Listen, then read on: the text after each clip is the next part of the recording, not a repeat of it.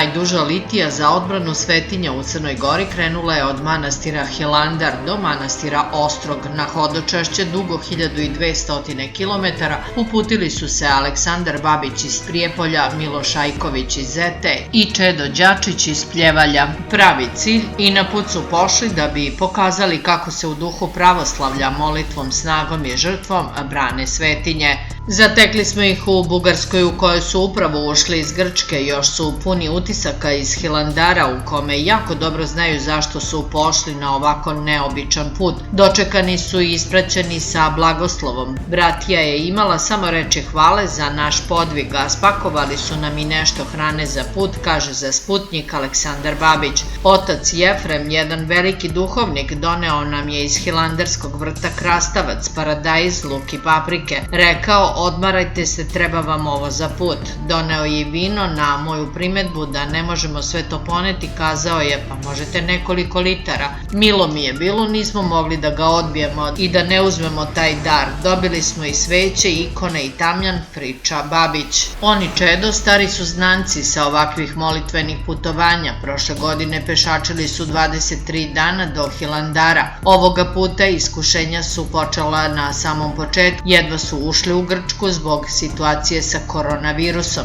Čekali su 2 dana, spavali na granici u vrećama. Na putu su već 6 dana, a prvu noć spavali su na plaži, ostale u šumama. Priča da su jednu noć proveli u krevetu, zahvaljujući njihovom zemljaku, sportisti Željku Lekoviću, koji je želeo da se makar na taj način uključi u odbranu svetinja. Kada je čuo za naš poduhvat, odmah se javio, ali nije mogao da nas nađe, tek 3. dan nas je pronašao. Sinoć je čak došao na granicu sa Bugarskom da nam donese giros i lubenicu, priča Babić, zahvalan na podršci i darovima. Da bi učesnici najduže litije za odbranu svetinja stigli u Crnu Goru, potrebno im je mesec dana pešačenja. Trenutno se osjećaju dobro, iako su prošli i teške nepristupačne terene kroz Grčku. Išli smo preko brda i šuma da bi skratili put, ali pre svega da bi izbegli asfalt koji ubija tabane, objašnjava Aleksandar Babić.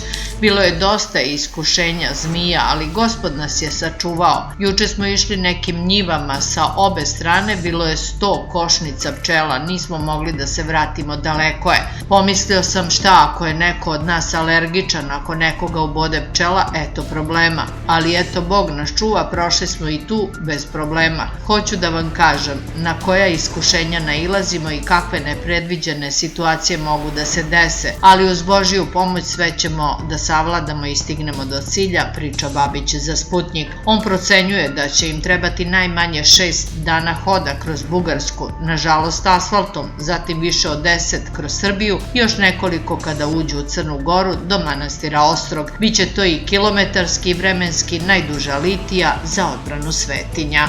Aleksandar Babić je preduzetnik, ima kamion sa 40 godina, još igra rukomet, zato je, kaže, tako vitalan i može da pešači.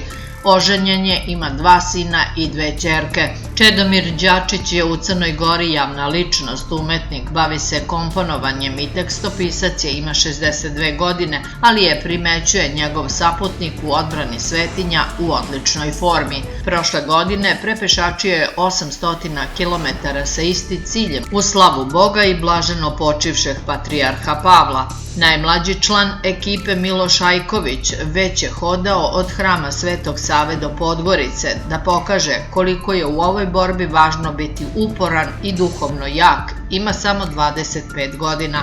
Miloš je dečko broj 1, dobar čovek koji će sve ovo izdržati jer važan je cilj.